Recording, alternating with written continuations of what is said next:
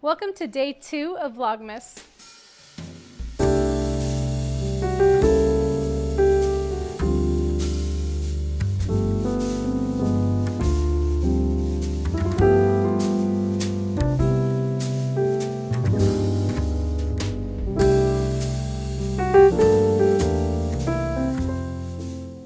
Hello, welcome back to my channel.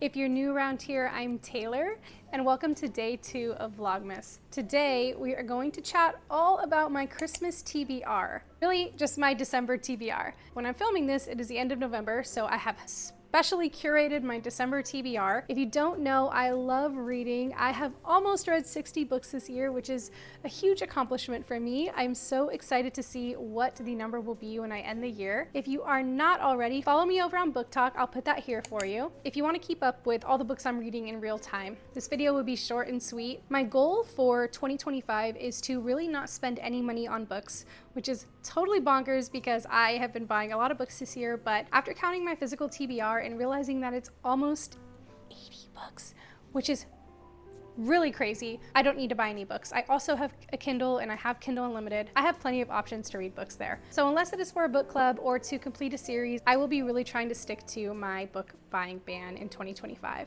So with that being said, I'm already going ahead and starting that book buying ban. I haven't bought any books in November and I'm so proud of myself. Actually, my husband gifted me a $5 gift card that he got from work to Amazon, and I spent $3 on one of these books, but that is it. So does that really count? I don't know, but I have my TBR, and then I have a couple of other Christmas recommendations that I'm going to go ahead and make for you guys as well. So if you love to read, get cozy, make sure you hit that thumbs up. It really helps me out, and subscribe so you don't miss more content like this and Vlogmas Day 3. Without further ado, let's get into my Christmas TBR. Starting off with Holidays by Christina Lauren. This book just sounds so cute. I'm really into these Christmas movies where there's like a time loop. There is one, and I cannot think of the name, but this girl, she like keeps slipping in a department store and just relives that day over and over. And I just love it. It's such a cute movie and it's such a cute concept. I love the idea of kind of getting to try again to make a situation right. And this one is sounding like it's going to be such a fun experience. This book follows Maylin. She's pretty miserable with her life and it's just kind of having one of those seasons in life. She's living with her parents, she's at this job she doesn't like, and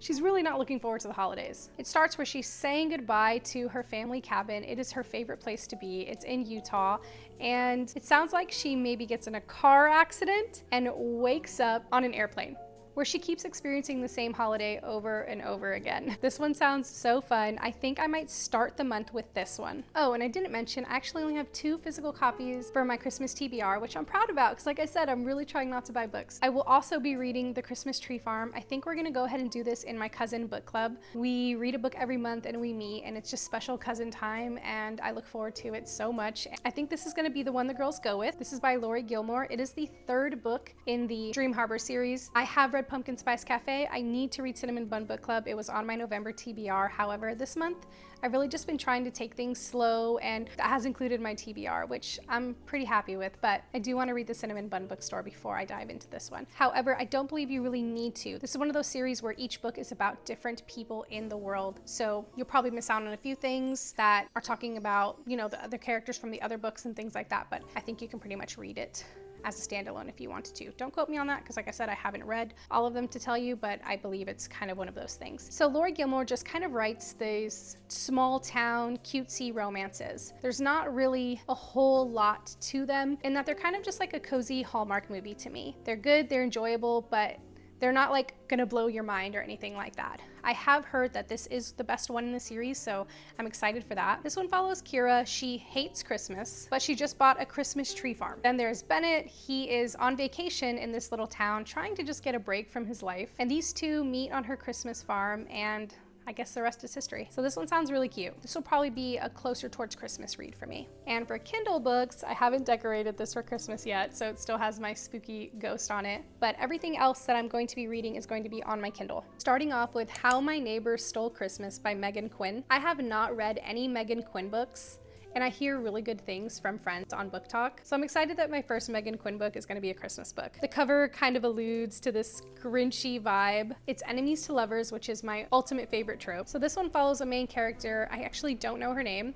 She lives in a Christmas town. It's Christmas year round. and she really tries to keep away from the holly jolly spirits when her nemesis moves in next door, and her neighbor is trying to win the Christmas Kringle contest, which I guess the main character does not want to happen. So even though she's promised herself to never participate in these Christmas shenanigans, sounds like she's going to try and beat her arch nemesis at this competition.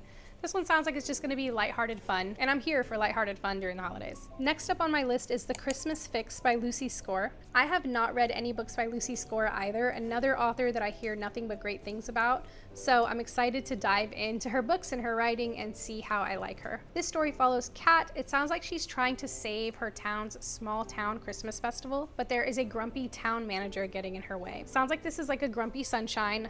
I love me some Grumpy Sunshine, so I can't wait to read this one. Next up is Good Elf Gone Wrong by Alina Jacobs. I have never heard of this author. The cover looked super cute and it's on Kindle Unlimited. I've also seen it around, so it wasn't completely new to me as far as like covers of books go for the season. It is a romantic comedy. I love romantic comedies. I especially love holiday romantic comedies. This follows a main character who catches her fiance cheating on her on Christmas Eve with her own sister. What a way to start off a book. And then they get engaged and are going to get married. So she's kind of like the good girl, and it sounds like she brings a bad boy home for the holidays to just kind of stir things up. This one really reminds me of this movie that I saw. It's a Netflix Christmas rom-com with Emma Roberts. It sounds like this one might be like they become friends to lovers situation, and it just sounds like it's gonna be really cute, so I'm excited for this one. Then I have Elf Against the Wall, another one by Alina Jacobs. This is the second book in the Winter Brothers series, so if I love the first one, then I will be diving into this one as well.